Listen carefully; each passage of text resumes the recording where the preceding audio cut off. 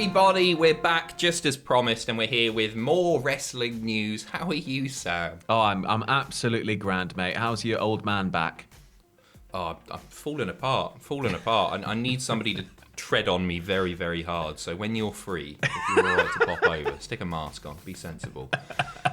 Kick the poo out of me, Sam, is what I'm saying. Daddy. Anyway, right, headlines.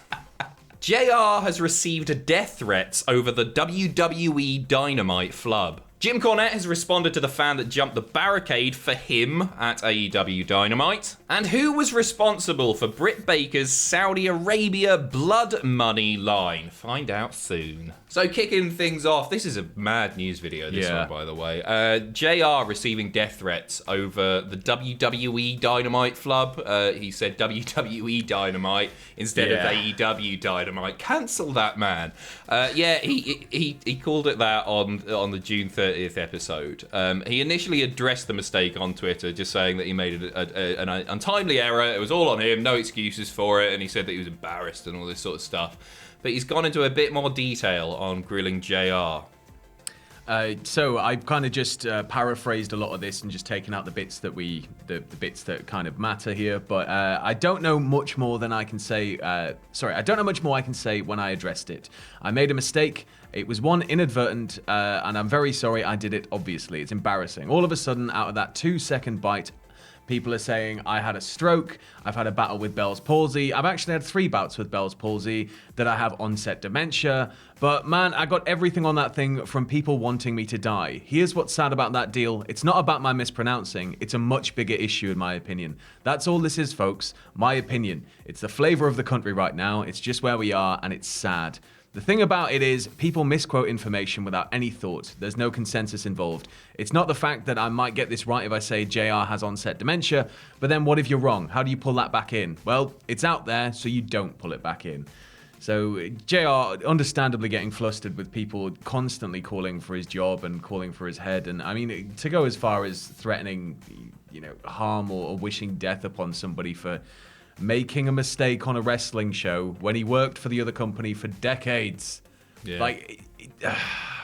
It's just, whatever you think of JR's commentary in this day and age, he's still Jim Ross. You still got to respect him, and you got to show him some support. Probably don't send old men death threats, I think is the takeaway. Yeah, that's probably the big takeaway. They said 3 letters wrong. Well, I guess actually he only said 1 letter wrong, didn't he? Yeah. But I don't know. He's completely right in that he's talking about it's a bigger issue. It's the flavour of the country right now. And I don't think it's just the flavour of the country. I think it's the flavour of the world. I think it's the flavour of all social media. People are very, very divided right now, and people are just angry. Yeah. And if you feel that you need to take it out on Jim Ross, who has provided so many glorious moments, so much pleasure for all of us, the voice of most of our childhoods, then you're a dick. Have a look at yourself, Sam. Right, speaking of mental fans, I guess, Jim Cornette has responded to the fan that jumped the barricade for him at AEW Dynamite. So if you didn't see this, a fan rushed the ring during Road Rager on Wednesday. Security attempted to get him away. They were a little bit late leaving the mark, and Jericho got a little pop in to help with getting rid of the intruder. Well, that intruder, we're not going to name him or anything. He's taken to Twitter, basically looking for a bit of praise for his behaviour. Yeah, he tweeted at the Jim Cornette and at Great Brian Last. How did you like my AEW debut? I did this for all of us real wrestling fans. Wrestling is no longer a safe space for friends to dance around and play dress up. Reality can hit at any time. Did they think it's going to be effing playtime forever? Which, I mean, that alone is just like essentially we'll get onto it. We'll get onto it after we look at the responses here. But Cornette responded to him with, "Got news for you, Dip S. The ring is sacred ground for us. And if you and a lot of others think you can kick the S out of the Young Bucks, I would have turned you into a tennis racket popsicle, and you're lucky someone there didn't gut you like a fish, and you're blocked. And then Brian Last, his co-host on the podcast, responded, real wrestling fans don't jump the rail. You should be embarrassed. You're blocked. Now, it's just, you just don't rush a performance area. There are people like musicians have died, fans have got gravely injured or died. Like, there's so many instances over the last 20 years alone where people being where they shouldn't be and it causing harm to one or multiple parties. You just don't ever rush the ring. Don't ever jump the barrier. Stage, don't right? ever get on the stage. Yeah, it's the place for them. But Yeah, to do this, like, overall, I mean, when you look at, if he's doing this for praise from Cornette, you couldn't have picked a worse person to jump than Jericho, somebody who Cornette gave a break to in the business and who Cornette was instrumental in, developing his early career. I imagine they're still pretty close. But it's... I mean, when you look at it, really, it's got to be argued that Cornette's violent vocabulary and the way he kind of calls on, his fans to crap on AEW maybe, and the fact that he's this wrestling purist who's out for real wrestling fans, as much as that is him as a person, you've got to argue that, it was always kind of going to maybe end this way. Like, with somebody maybe going a bit too far, or it's just. Do you think really, he was just doing it to impress Cornette? And I don't. Well, it's just it doesn't seem well. No. I listened to this YouTube video of him, and I don't really want to spend any more time on this because I feel like we're giving him the attention that he wants. I listened to a YouTube video that he did where he cut like a promo. Yeah. And the more I think about it, I don't think he's especially well. I don't think he can be well and do something like that. Yeah. But yeah, just don't jump the rail. You stay behind the rail. You're a part of the show as far as cheering and holding up sign goes. Don't try and interfere, etc., etc. I mean, this has happened 10 times before, hasn't it? Fans have done this loads of times. So hopefully that's it. But well, we'll see. Tony Khan's commented on AEW having so few rematches. So there's some interesting stats that have been flying about. I was about to say, get your Matt's head on. Matt's head on. Yeah, just.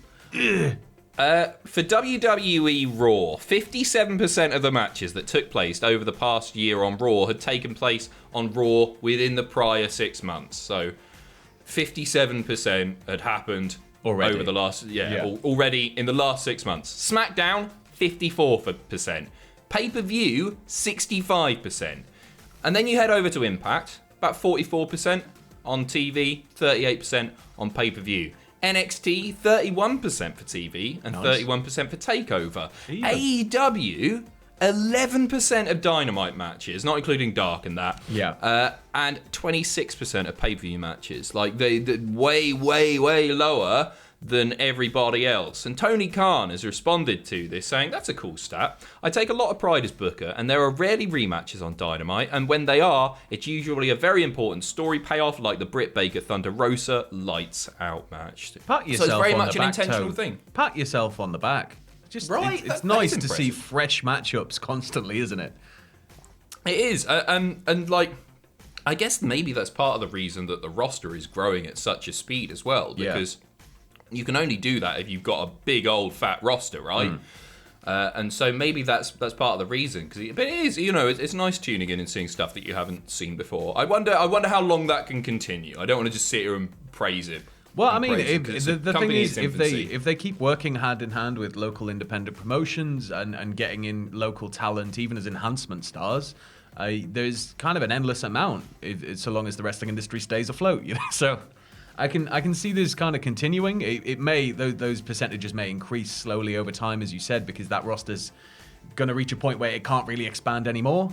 But from there, then it gets fun. They've got to come up with more inventive ways to get around it and redo things. More TV, 8-hour wrestling shows every week.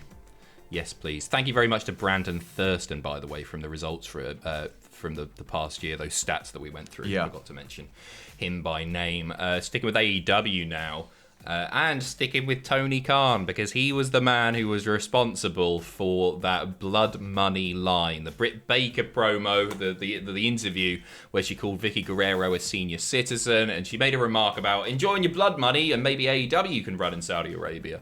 And yeah, that was all Tony. Big, what's he like? Little scum. cheeky little boy. And finally, good news for AEW once again, as All Out has sold out in no time at all. Yeah, they've sold out. They ran the same building for All Out in 2019, and that had 10,500 fans in there. But yeah, pre-sale literally wiped it out. I think by the time it got on General, it was almost gone. But yeah, it'll be the third AEW show in a 5-day stretch to be held inside Chicago's Now Arena. The others are September the 1st Dynamite and September the 3rd Rampage. And all we know really for now is that a women's casino battle royale is officially going to be happening at the pay-per-view. No other matches are official, but it seems to look like we're maybe going to get Omega versus Paige. Finally. Come on! What a story. What a story. And what a glorious mustache on Kenny Omega right now. You a fan? Oh, absolutely. Could you grow one out? Could you manage that? I can. It takes me forever for my beard to stop being patchy. So literally, I end up with just a horrible, wiry mess of a face for months. It's just not worth it. I looked on the ticket website, and there were, even after they'd sold out, there were 4,000 people queuing. You could still queue at the end of it. I feel like they should.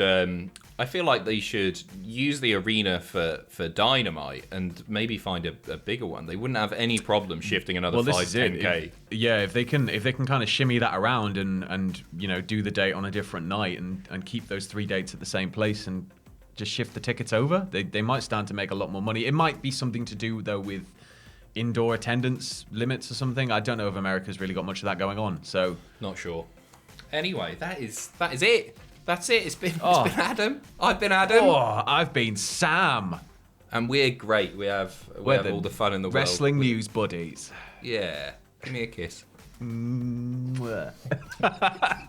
See you in a bit. Oh, this will be the last time you see us live as well. Good luck to England tomorrow. Obviously. God, yeah. It's coming home, boys. Ooh, it's coming home. It's coming See home. you in a bit. It's coming home.